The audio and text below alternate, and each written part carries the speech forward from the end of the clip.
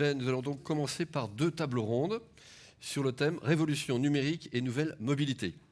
La première s'intitule « Comment l'innovation privée peut-elle compléter l'offre de services publics ?» Nous allons donc parler des collaborations entre les acteurs publics et privés, avec pour chacun sa valeur ajoutée, sa responsabilité, notamment et aussi d'autres choses. Pour en discuter, j'appelle Madame Dominique Faure, Monsieur François Poupard, Monsieur Adrien Tahan et Jean-Christophe Labarre.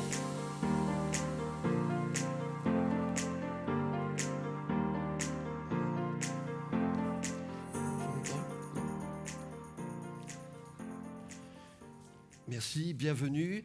Ben, pour une animation, un commentaire ? On y va, on a une première animation, ça va permettre de lancer le débat. On va faire un autre exercice, on va faire un nuage de mots. Donc le principe est simple, je vais vous poser une question et vous pouvez répondre avec un mot, vous pouvez répondre plusieurs fois si vous le souhaitez, et nous verrons les résultats apparaître après le premier tour de table. Donc si je suis mon déroulé, voilà ma question qui va apparaître à l'écran, en un mot. Que vous évoque la collaboration secteur public, secteur privé dans la mobilité.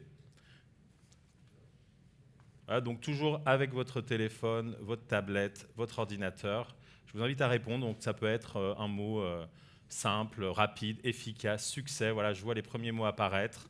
Coûteux, compliqué, naissante, innovation, défiance. Voilà, ça y est, l'innovation commence à prendre du poids. C'est très bien, vous avez encore le temps de participer. On verra les résultats de ce nuage de mots dans une quinzaine de minutes, après le premier tour de table. Pascal, je vous laisse la main.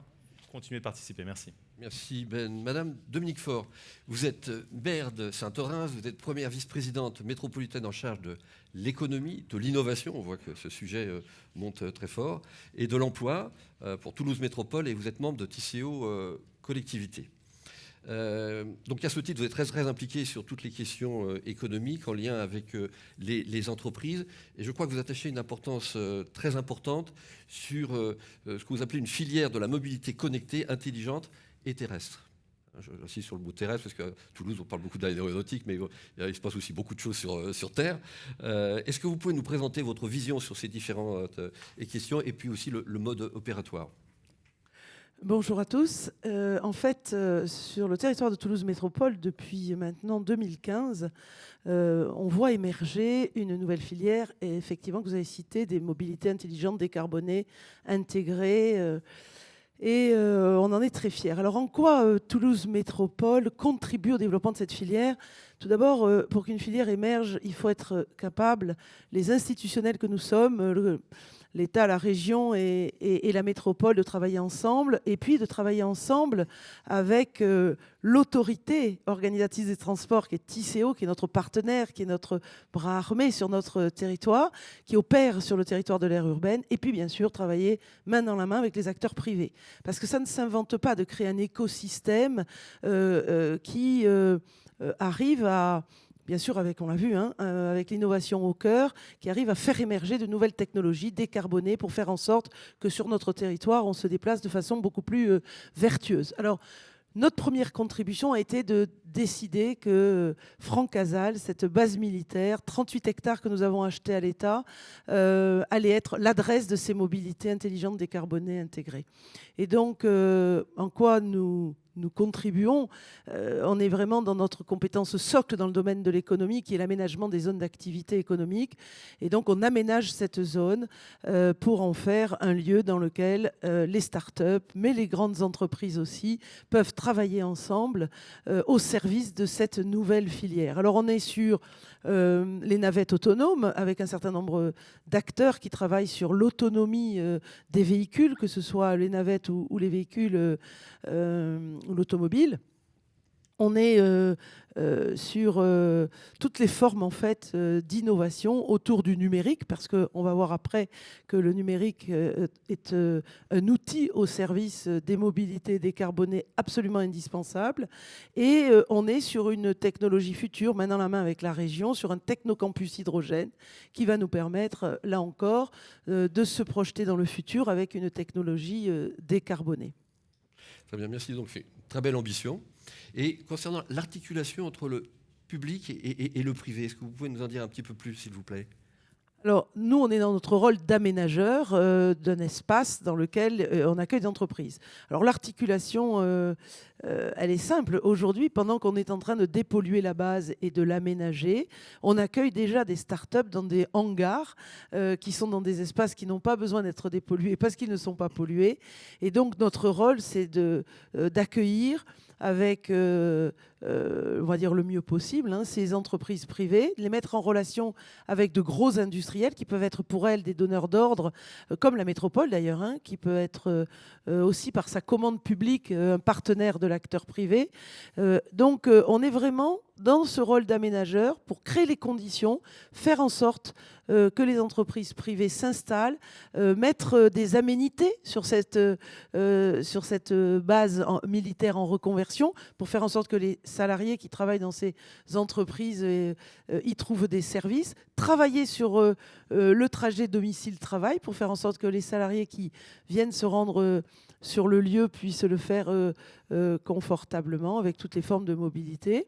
Donc voilà notre rôle et voilà en quoi on travaille sur créer les conditions d'un accueil réussi d'entreprises privées sur notre territoire. Merci beaucoup, Madame Faure. Je me tourne vers Monsieur François Poupard. Donc, vous êtes directeur général des services de la région Nouvelle-Aquitaine. Vous êtes aussi l'ancien DGITM, donc une direction d'administration centrale de l'État, particulièrement dans le domaine des transports. Et à ce titre, vous êtes co-rédacteur de la LOM, dont on va être certainement amené à parler à plusieurs reprises au cours de cette matinée. Donc vous venez d'entendre la vision métropolitaine de que Madame Faure vient de présenter. Est-ce que de votre côté, vous pouvez nous présenter sur la région Nouvelle-Aquitaine votre vision avec toujours cette interface publique-privée ? Bien sûr, je vais regarder les choses du point de vue de la région, c'est-à-dire la faculté qu'a une région d'animer toute la chaîne qui va de l'innovation au développement jusqu'au développement économique, en passant par le transfert de technologies, et puis toute la question des compétences avec la formation professionnelle, la formation continue, les lycées professionnels et la formation initiale. Et nous développons l'idée que tout ceci doit se clusteriser. Alors, ce n'est pas une idée très nouvelle. Enfin, c'est aussi l'idée de réunir ces acteurs en un même lieu où on va stimuler l'innovation en montant des projets d'innovation et de développement, par exemple en répondant à des appels à projets du PIA et en obtenant des financements complétés par des financements de la région ou de la métropole où tout ceci se passe. On va rechercher des lieux d'implantation, des fonciers, etc. Et ensuite, on va faire venir des tours de table d'entreprises dans un même secteur pour fabriquer finalement de l'innovation et du transfert de technologie. Et enfin, on mettra là des formations professionnelles, formation continue, et on raboutera même des lycées professionnels quand on a des lycées professionnels du même secteur à proximité. C'est ce qu'on appelle les campus de la formation et de l'innovation, qui sont des lieux. Alors c'est un tout petit peu plus que les campus de l'éducation nationale, puisque en fait on part de la demande de l'entreprise en matière de compétences. Très bien, merci. Alors, vous parlez de campus, et je sais qu'il y a un projet qui vous tient particulièrement à cœur, vous, votre président, enfin toute la région Nouvelle-Aquitaine, c'est le projet Ferrocampus, qui est véritablement, donc c'est ce que vous m'avez expliqué pendant la préparation pour cette table ronde, une concrétisation de la démarche. Vous pouvez nous expliquer les enjeux et puis les partenaires ? Alors, Ferrocampus, c'est en fait le petit frère d'un autre campus qui s'appelle Aérocampus, qui a été fabriqué il y a une dizaine d'années et qui, à côté de Bordeaux, réunit tous les acteurs de l'aéronautique pour un campus de ce type, justement, qui fait de l'innovation, du transfert et de la formation professionnelle. Ferrocampus, l'idée est très simple, c'est on constate que la SNCF a finalement désaffecté le technicentre de Saintes pour basculer tous les cheminots dans un autre technicentre à Périgueux. Et là, on a une énorme friche industrielle dont on ne sait pas quoi faire, comme d'habitude. L'idée est d'investir le lieu, d'investir des dizaines de millions d'euros pour le reconditionner, faire des bancs d'essai et faire venir tous les acteurs de la filière ferroviaire pour faire de l'innovation, pour faire du développement, pour faire des prototypes. On y mettra aussi un banc de refit pour la motorisation électrique et hydrogène des trains. Et donc là, on a un tour de table qui va évidemment de la SNCF, mais de tous les constructeurs, CAF, Alstom, Siemens, Bombardier, etc. Tous les ingénieristes du ferroviaire, et puis tous les gens qui font du système. On a Thales, on a Safran, etc. L'idée, c'est d'innover dans la motorisation, d'innover dans le pilotage et la signalisation. Par exemple, on veut travailler sur de la localisation et du pilotage des trains par Galileo pour faire sauter complètement la contrainte de la signalisation à bord et surtout au sol. Évidemment, il y a la question des matériels bimodes sans caténaire. Il y a la question des matériels légers et du fameux train léger voulu par les pouvoirs publics et par le ministère des Transports. Bon, alors on sait bien que vouloir un train léger, ça n'est pas le faire. Hein, et entre le déchintage du 73 500 et autres problèmes technologiques, il faut se pencher techniquement sur tous les sujets. Et voilà, donc on a toute une feuille de route avec une quinzaine de projets, plusieurs dizaines de millions d'euros de projets d'innovation sur un site que nous allons réaménager dans les années qui viennent. Belle ambition. Merci pour cette description. Je me tourne vers monsieur Jean-Christophe Labarre. Donc vous êtes directeur innovation et stratégie partenariat chez Renault Mobilize. Donc votre société est une entité du groupe automobile Renault. Et vous m'avez expliqué pour préparer cette table ronde que chez Renault Mobilize, vous ne vendez pas des voitures, mais de l'usage. Donc voilà un élément effectivement intéressant. C'est un beau paradoxe pour Renault. On connaît Renault pour la vente des véhicules, les différentes gammes. Donc vous passez d'une logique de propriété à une logique d'usage. Alors est-ce que vous pouvez tout d'abord nous présenter Renault Mobilize, parce que c'est moins connu que Renault, bien évidemment. Et puis donc votre démarche, votre stratégie pour votre entité. Vous avez à peu près tout résumé. Mobilize est la 4e marque du groupe Renault qui a été lancée en début d'année, en janvier, donc c'est une marque toute récente. C'est la première fois depuis très longtemps que Renault crée une nouvelle marque comme Mobilize, qui réunit différents sujets, les services autour des mobilités, les services autour de l'énergie, des données.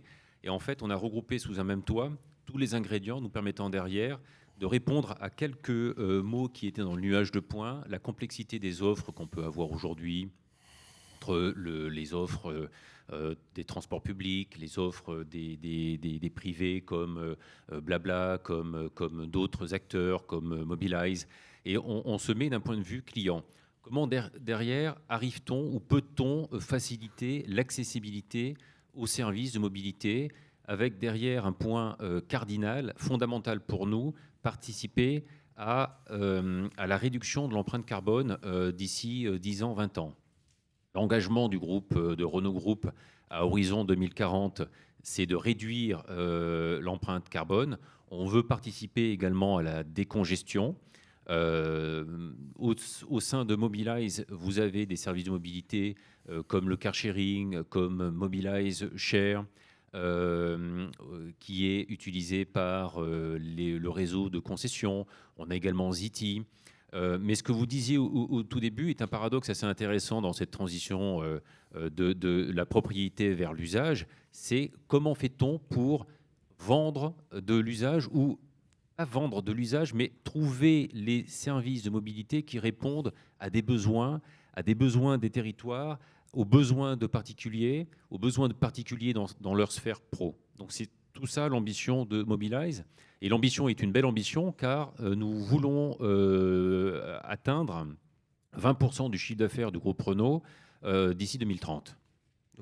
20%, c'est un objectif ambitieux, donc ça fait une marge de progrès quand même qui est particulièrement sensible, j'imagine. Alors c'est une très très très belle ambition. 10 ans, c'est demain. Derrière également, on veut le faire dans le cadre, ce que vous disiez au tout début, de co-construction, c'est-à-dire on n'a pas du tout l'intention de le faire nous-mêmes. On veut le faire avec le bon niveau d'échange avec les territoires, avec les AOM, d'ailleurs avec également tout ce que la LOM peut nous apporter. Quand on lance en milieu d'année un écosystème comme Mobilité 360, donc, Mobilité 360, c'est 4 leaders de la mobilité autour de mêmes sujets. Donc 4 leaders de la mobilité, c'est Blablacar, c'est Uber, c'est RATP et c'est Mobilize. Et derrière, on veut répondre à des problématiques de la vie courante. on veut vraiment essayer de craquer l'équation, craquer le code et voir comment peut-on faire pour justement simplifier l'accès aux mobilités, d'autant plus qu'actuellement, nous vivons une transformation difficile. On veut participer à la mobilité permettant derrière de servir les besoins des personnes pour l'accès à l'emploi, pour l'accès à la santé, pour l'accès à l'éducation. Donc c'est tous ces sujets-là, et ces sujets-là, on ne peut les brasser qu'en échangeant entre nous avec d'autres entreprises, avec également les villes, les territoires. Merci. Monsieur Adrien Tahan, vous êtes General Manager de BlaBlaCar Daily. Et à BlaBlaCar Daily, donc c'est quelque chose que j'ai découvert d'ailleurs, hein, votre cible, c'est la courte distance. On connaît BlaBlaCar pour les longues distances, mais vous êtes ciblé sur donc la courte distance et particulièrement les déplacements domicile-travail. Donc il y a effectivement une cible, hein, et vous cherchez à vous attaquer à ce qu'on appelle l'autosolisme. Hein. On sait que le taux d'occupation des véhicules, notamment à l'heure de pointe le matin, est faible, 1,1. Donc on voit que si on doublait en termes de régulation de l'espace urbain, ça pourrait être une belle contribution. Donc est-ce que vous pouvez nous expliquer un petit peu votre démarche, les ambitions que vous avez ?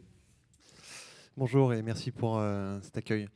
Oui, donc BlaBlaCar Daily, c'est vraiment une application séparée de BlaBlaCar, même si c'est le même groupe, le même écosystème, qui est dédié au cas d'usage domicile-travail. Le domicile-travail, c'est assez différent de la longue distance pour plusieurs facteurs que je vais pouvoir détailler. Et pourquoi on s'est lancé là-dessus ? Parce qu'on pensait que c'était le bon moment, notamment dans le cadre de la LOM, qui a permis de trouver un modèle économique sur le domicile-travail. Le marché dont on parle, et vous l'avez un peu mentionné, c'est qu'aujourd'hui en France, il y a 16 millions de voitures sur la route tous les jours, dans un cas d'usage domicile-travail, avec un taux de remplissage moyen de 1,1. L'image que j'ai en tête quand je dis ça, c'est imaginez un feu rouge, vous voyez 10 voitures à un feu rouge, et c'est vraiment long, une file de 10 voitures.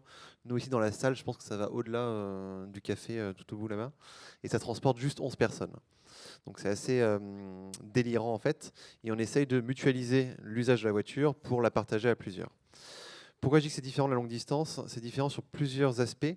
Un des premiers, c'est que sur du domicile-travail, nos usagers et tout le monde, on va être plus exigeant sur la mise en relation et être mis en relation avec la bonne personne au bon moment. Pourquoi je dis ça ? C'est que sur un trajet de longue distance, vous pouvez faire un détour de 5 minutes, vous pouvez attendre 3-4 minutes, c'est pas très grave. Vous êtes dans la voiture pour 3-4 heures. Sur un domicile-travail, vous êtes attendu à telle heure au bureau, puis vous devez rentrer pour des contraintes familiales, enfants ou autres, à tel moment. Il faut que ça marche plus facilement. Mais un deuxième aspect qui est très très important et très différent, c'est que sur le domicile-travail, pour motiver de l'offre, donc ce qu'on appelle de l'offre, c'est des conductrices, des conducteurs qui vont partager leur voiture, il faut qu'il y ait une économie financière. Ce n'est pas la seule motivation, mais elle est importante. Économie qui est minimum de 2, 3, 4 euros par passager transporté pour un trajet d'une trentaine de kilomètres. Ça, c'est une première donnée. Et une deuxième donnée, c'est qu'en face de ça, les passagers ne sont pas prêts à payer ce prix-là. Et c'est-à-dire, je ne suis pas prêt à lâcher ma voiture pour payer 3 euros à chaque trajet. Mon équation coût-bénéfice me fait dire, OK, si je dois payer 3-4 euros à chaque trajet, je garde ma voiture individuelle, tout seul dans mes bouchons, et je garde cette flexibilité. Du coup, on se retrouve avec un problème de déséquilibre entre ce qu'il faut reverser au conducteur et ce que les passagers sont prêts à payer. Et c'est là qu'on va pouvoir rentrer dans tout le travail avec notamment le public, avec le secteur public, pour venir combler ce trou. Et pour terminer rapidement sur l'ambition, c'est assez simple, hein, c'est de vraiment craquer cet usage domicile-travail, on est juste au début, puis de l'étendre partout à l'étranger, comme tout ce qu'on fait chez BlaBlaCar, en collaboration avec entreprises et collectivités territoriales. D'accord, ok.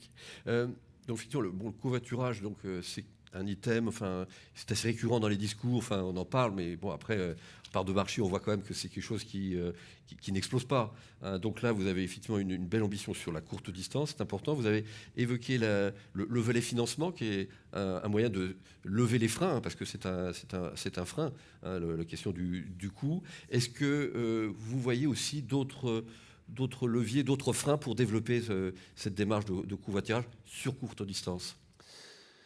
Oui, il est assez classique, mais je pense qu'en France, et c'est sûrement vrai pour plein d'autres pays, on a souvent tendance à dire « Ah, c'est bon, on a trouvé la bonne solution, on a trouvé le bon produit, la bonne tech, il suffit de construire cette technologie ou ce produit et les gens vont l'adopter et l'utiliser. » Et là, je pense qu'il suffit de regarder tous les brevets qui ont été déposés sur des super idées qui n'ont jamais trouvé leur marché derrière, parce qu'on oublie que quand il y a une belle innovation, une bonne idée, il faut la marketer, il faut l'amener à son public, hein, il faut comprendre les usagers, ça prend du temps.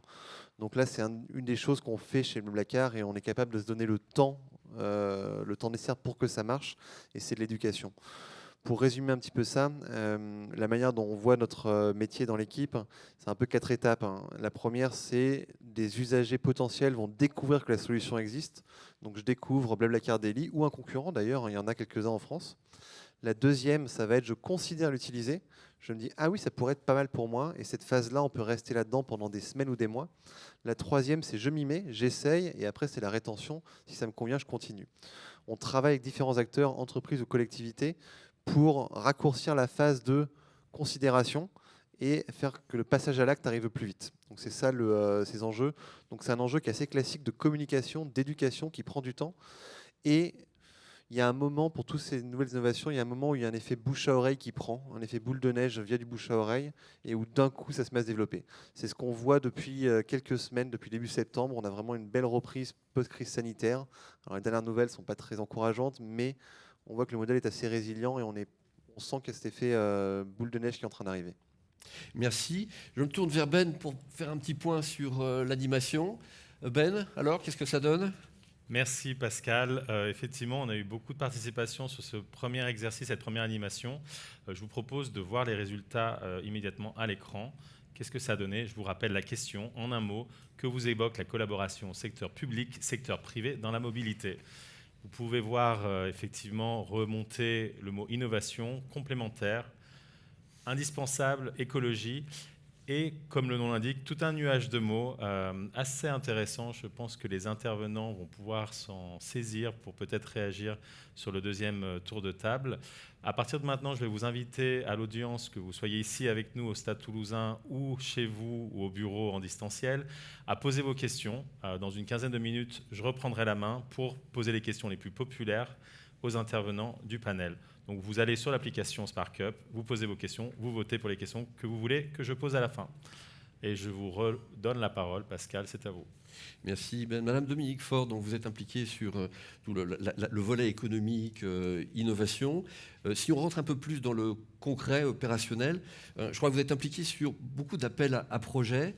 Vous avez aussi créé une commission des grands employeurs. Est-ce que vous pouvez nous présenter cette démarche et le rôle des uns et des autres pour atteindre les objectifs qui sont l'objet de ce thème ? Alors, notre enjeu, il est vraiment de lutter contre l'autosolisme avec Tisséo Collectivité pour essayer de décarboner nos mobilités sur le territoire, décongestionner notre territoire. Et donc, le travail que nous avons à faire est très ambitieux. Et moi, je souscris absolument à ce que vous avez dit. Et je pense qu'on fait partie des quelques territoires, et on n'est pas les seuls, mais avoir mis le citoyen au cœur de notre travail en matière d'innovation pour essayer de co-construire avec lui ce que seront nos mobilités de demain. Si on ne s'y prend pas extrêmement tôt, on arrive à une situation qui fait que la technologie est là et nos concitoyens ne l'embarquent pas.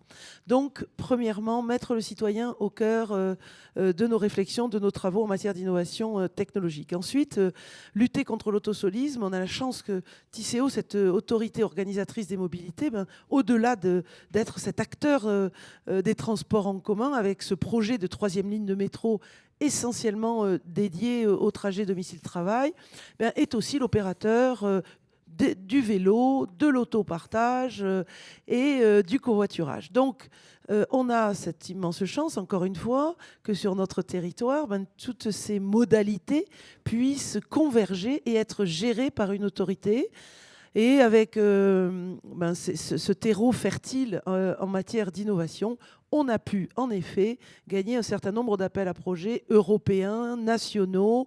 Alors ils s'appellent avec des noms de code, Commute européen, on a pu avoir 5 millions d'euros, Ecomode avec des certificats d'énergie, on est en train de travailler dessus, Ville Agile, Territoire d'avenir, un appel à projet du gouvernement, Evra, qui est un appel à projet qui a été porté principalement par EasyMile sur notre territoire, l'acteur des navettes autonomes. Donc on voit, je ne vais pas m'appesantir sur chacune de ces briques, mais on voit qu'il faut aller chercher de l'argent au niveau de l'Europe, de l'argent au niveau de notre gouvernement. Il y a énormément d'appels à projets sur ce sujet aujourd'hui.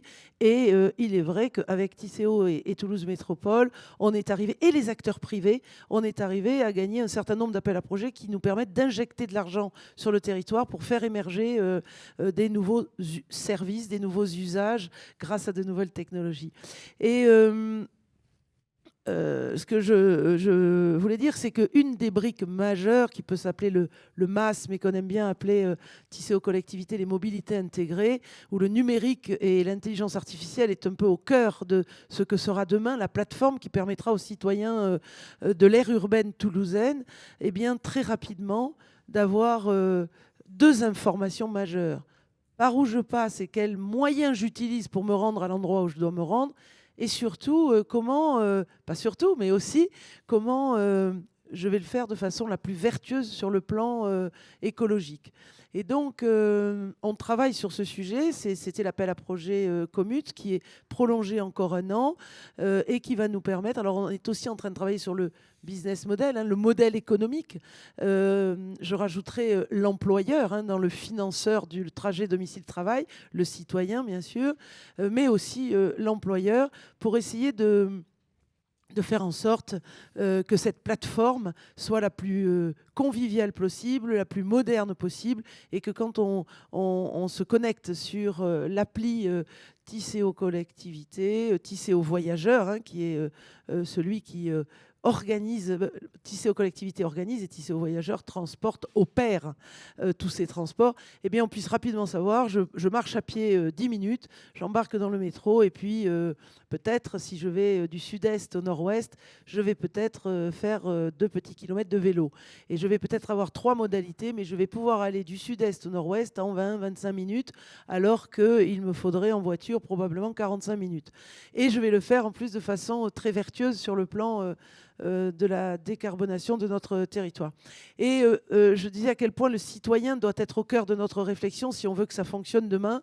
Mais il faut que les employeurs soient aussi au cœur de notre réflexion. Et il est vrai qu'avec Tisséo, on a pu élargir une commission qui existait déjà aux grands employeurs du territoire. Et aujourd'hui, Tisséo contribue à des plans mobilité de ces employeurs. Déjà, il y a environ 300 employeurs qui aujourd'hui, avec Tisséo, ont mis en place des plans de déplacement entreprise, des PDE.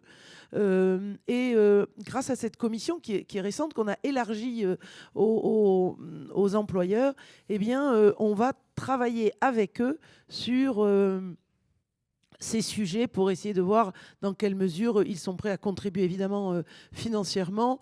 Mais il faut voir que pour nos DRH et nos directions générales sur notre territoire, c'est fondamental d'être au service du trajet domicile-travail.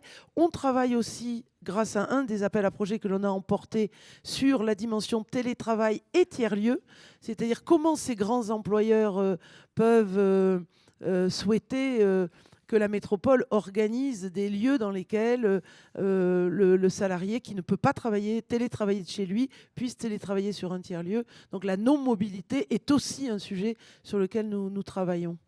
Très bien, merci beaucoup. Donc on voit bien démarche partenariale, multimodalité, déplacement vertueux, donc intérêt général. Donc c'est des axes très importants que vous venez de nous expliquer. J'imagine que du côté de la région Nouvelle-Aquitaine, on est dans cette même démarche. Et je sais qu'il y a un projet sur lequel vous travaillez également beaucoup, c'est concernant la dématérialisation de la billettique. Donc il y a un grand projet que la région Nouvelle-Aquitaine vient de lancer. Est-ce que vous pouvez nous en dire davantage, Monsieur François Poupart, s'il vous plaît ?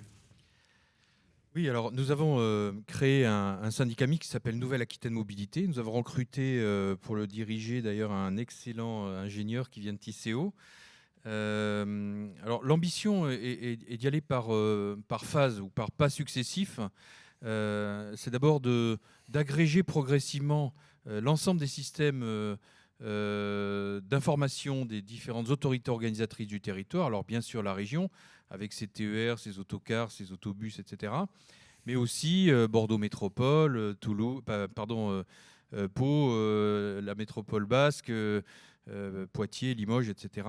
Et d'agréger tous ces systèmes d'information pour offrir aux voyageurs eh bien, le meilleur itinéraire, que ce soit bien sûr du transport urbain, mais aussi du transport interurbain, parce qu'on se rend compte que beaucoup d'usagers font des trajets qui dépassent largement telle ou telle métropole, avec des itinéraires qui peuvent faire quotidiennement 50 ou 100 km. Et puis, effectivement, maintenant, nous sommes dans la phase suivante, c'est d'offrir un système de billettique sans couture en agrégeant tous les modes en dehors de la voiture individuelle, en autosolisme, on va dire, mais d'agréger, bien sûr, tous les transports publics, mais aussi le free floating, et puis aussi le covoiturage, et puis progressivement, même des offres au-delà du territoire. On travaille par exemple avec la SNCF et Île-de-France Mobilité pour agréger dans l'offre billettique le TGV et le ticket de métro à l'autre bout.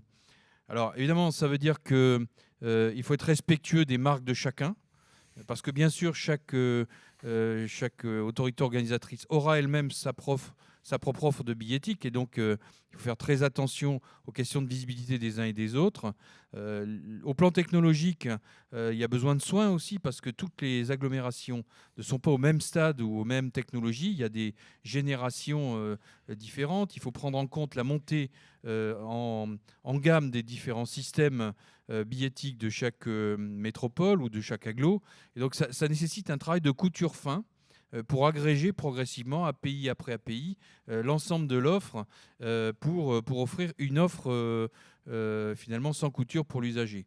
Aujourd'hui, on est en train de se confronter à un problème qui est le problème le plus compliqué, c'est que dès qu'on est sur des offres à réservation, je pense aux intercités, bien sûr au TGV, mais aussi aux autocars, aux bus Macron et autres. On va devoir gérer la question des annulations. Donc ça, c'est une véritable difficulté. C'est-à-dire que dans l'offre, il y a toujours un environnement juridique ou contractuel. Et l'usager, quand il annule ou quand il y a un retard, il s'attend à trouver à l'autre bout, sans couture, une autre offre. Et donc là, on a cette difficulté d'expliquer simplement à l'usager qu'il faut finalement, dans son offre, tenir compte des conditions d'annulation, etc. Donc ça, c'est aujourd'hui la difficulté, obtenir l'information et l'expliquer de façon simple à l'usager, qui, à partir du moment où il a offert un truc sans couture, s'attend à des modalités d'usage sans couture. Très bien, merci beaucoup. Je vois que l'heure tourne, donc mais il y a encore beaucoup de questions. Puis il y a celle que Ben va nous communiquer tout à l'heure. Jean-Christophe Labarre, donc on a vu le paradoxe, donc propriété, usage, et plus concrètement, en quoi on peut vraiment participer à la transition énergétique et l'optimisation de l'empreinte carbone plus près, de façon concrète. En faisant en sorte derrière... En 1 minute 30 minutes. J'ai compris la contrainte de temps, je vais essayer de faire très court. En essayant de comprendre comment derrière on peut mieux travailler tous ensemble. C'est-à-dire qu'on a des territoires, on a les villes, on a les employeurs, on a ce que nous pouvons faire en tant que Mobilize ou Blablacar. Comment derrière on arrive à rendre toute l'équation vertueuse d'un point de vue utilisateur, utilisatrice, et derrière de proposer les bons objets, les bons véhicules quand on parle de voitures. Donc on a notre ADN, c'est de construire des véhicules électriques, de participer justement à cette décarbonisation, tant d'un point de vue, je souhaite déplacer des personnes, et également on travaille sur la livraison du dernier kilomètre. On a également des véhicules qu'on a présentés cette année que nous ne vendons pas, mais par exemple dont on vend l'usage. Donc on a Duo autour de la micromobilité qui répond à des besoins très précis de micromobilité. Donc c'est en complément aux offres existantes. On a la version également cargo de Duo qui s'appelle Mento. Donc là, c'est un micro-delivery avec 1 mètre cube derrière. Ça répond également à des besoins quand on échange avec des opérateurs, des partenaires et des territoires, car le déplacement des biens dans une ville participe également à une équation complexe. Donc on veut vraiment peser sur, d'un point de vue service, tant sur qu'est-ce qu'on peut faire tous ensemble avec les bons partenaires sur cette chaîne de valeur, et quand il s'agit de construire les véhicules adaptés, de voir quelles sont les caractéristiques dont on a besoin. Donc je vous ai parlé de Duo Bento. On travaille également sur un véhicule dédié au taxi, au ride-hailing, Limo, qu'on a présenté à Munich en septembre. Et on travaille également sur la version dernier kilomètre Hippo. Donc là, je vous ai cité beaucoup d'exemples, 4 exemples. Ces voitures-là, ces véhicules-là doivent servir l'intérêt collectif quand on parle de déplacer des personnes ou des biens. Très bien. Merci. Adrien Tahan, donc courte distance, domicile-travail. Donc on imagine effectivement que les employeurs, les entreprises ont un rôle à jouer, parce que dans domicile-travail, il y a travail. Et donc là, quelques exemples avec le forfait mobilité, donc notamment en lien avec la LOM. Enfin, quels sont, à votre avis, les leviers qui vont vous permettre d'atteindre les objectifs qui sont les vôtres? Oui, si on prend le côté employeur, donc ce que nous on appelle du B2B, on travaille avec les entreprises pour les aider à développer le covoiturage au sein de leurs collaborateurs. Donc on a de plus en plus d'entreprises qui viennent nous voir. Nous, chez Blablacar Daily, on a la chance de même pas avoir à démarcher. C'est qu'on a tous les jours en moyenne 3 entreprises qui nous contactent en disant qu'est-ce qu'on peut faire ensemble. Avec des contraintes de j'ai peu de parking, je vois que tous mes collaborateurs viennent en voiture, il y a sûrement quelque chose de mieux à faire, ça peut redonner du pouvoir d'achat. Et après, à terme, il y a un petit peu de vision pour le covoiturage. Ce que la LOM a permis, c'est 2 choses. Elle a vraiment clarifié comment les collectivités territoriales, les AOM, pouvaient subventionner le covoiturage, comme plusieurs endroits le font en France. Je pense à la région, à IDFM en Ile-de-France, à Léop dans les Pays de la Loire. Nous, on a un partenariat avec la métropole de Nice, par exemple. Et le côté employeur avec le forfait mobilité durable, qui est donc un budget tous les ans de jusqu'à 500 € par collaborateur par an pour des mobilités douces. Ça peut être s'acheter un vélo, louer des vélos en libre-service ou faire du covoiturage. Si on prend la vision un peu long terme, je pense qu'on arrivera à quelque chose qui est un petit peu similaire au transport public. Et le covoiturage c'est pas un transport public, mais on est sur le domicile-travail, où aujourd'hui, un peu partout en France, le transport public est subventionné par les AOM, et le reste à charge de l'usager est en partie pris en charge par l'employeur. Donc il y a un peu ces 3 niveaux, et sur un même trajet, il y a la majorité qui est prise en charge par l'AOM, une partie par l'employeur, une partie par l'usager. La question, ça va être quels sont les pourcentages de répartition là-dedans. Donc aujourd'hui, nous, ce qu'on est en train de faire, c'est on pousse à fond partout, et on verra ce qui marche à terme. On est en train d'essayer de vraiment tout mettre au maximum, et on verra selon les endroits, qu'est-ce qui prend, comment ça se goupille. Donc c'est vraiment là-dessus. Donc ça reste du financement et de la communication, comme je le mentionnais. Donc avoir un modèle économique et le communiquer, faire de l'évangélisation pour que les gens se l'approprient en fait. Très bien. Merci beaucoup. Donc c'est vraiment très clair. On voit bien qu'il y a une dimension régulation par la tarification. Je me tourne vers Ben pour faire le point sur les différentes questions qui ont été posées. Merci Pascal, merci à tous et à toutes d'avoir participé. On a beaucoup de questions, peu de temps pour les poser, mais elles resteront disponibles. Donc j'invite vraiment les intervenants à aller regarder ce qui s'est passé pendant le panel. Je suis sûr que ça vous inspirera pas mal de choses. Je remercie aussi l'audience. En fait, il y a des personnes qui répondent aux questions, donc c'est parfait. Donc j'ai la mairie de Saint-Jean, j'ai GRDF, Capgemini, tout ce beau monde est en train d'interagir. Donc rejoignez-nous pour la prochaine séquence. Tout de suite, j'ai 2 questions à vous poser, avec le peu de temps qui me reste. La première, les grandes métropoles sont engorgées tous les matins. C'est notamment vrai à Toulouse. Est-ce que la situation peut évoluer via une innovation de rupture? Et si oui, laquelle? Je pense que c'est une question pour tout le panel. Comment faire sauter le bouchon? Bon, qui prend la main? Madame Faure? On interpelle la métropole. Donc... La question, on se la pose tous, mais moi, je ne pense pas qu'on puisse trouver des solutions grâce à l'innovation demain. Je pense que les solutions, elles se trouvent dans un télétravail bien pensé, bien réfléchi, temporairement, le temps que les technologies arrivent, le temps que la 3e ligne de métro arrive, le temps qu'on ait trouvé le bon business model sur le covoiturage. Et je crois qu'il faut qu'on arrive à tous gérer notre impatience parce que c'est pas effectivement, les solutions n'arriveront pas à très très très court terme. Donc désolé par rapport à tous ceux qui attendent une solution miracle. Je ne pense pas qu'elle existe. Par contre, je pense qu'il faut qu'on accélère véritablement. Et je crois qu'ici, sur notre territoire, que ce soit les acteurs privés ou nous, les acteurs publics, nous mettons vraiment les bouchées doubles pour essayer d'y travailler et de lutter contre cet autosolisme ou ce développement de voirie qui encourage les véhicules, les citoyens à se déplacer de façon très, très individuelle. Merci. Donc, c'était vraiment la question la plus populaire. Vous avez bien saisi l'impatience de certains participants de l'audience. Allez, une dernière question. Il nous reste vraiment 1 minute. Je pense que c'est peut-être une question qui va impliquer un peu plus de monde. Que pensez-vous de la mise en place de voies réservées à l'autopartage ? Monsieur Tahan ? C'est super et c'est difficile. Donc d'une part, c'est bien de parler de voies réservées aux véhicules partagés. On parle souvent de juste covoiturage, alors que c'est pas juste pour le covoiturage, hein, ça peut être des bus, juste un covoiturage familial en fait. C'est un vrai bénéfice. Tout à l'heure, on parlait de l'équation coût-bénéfice pour les usagers, de pourquoi je me mets au covoiturage. Ça peut être pour des raisons financières, des raisons de conscience écologique, mais aussi pour un aspect praticité. Si je gagne 7 minutes tous les matins et tous les soirs, c'est vraiment pas négligeable, donc c'est très positif. Après, la seule... là où c'est pas une solution miracle à nouveau, ce que je vois de compliqué, c'est que toute l'infrastructure en France n'a pas été pensée avec ça en tête.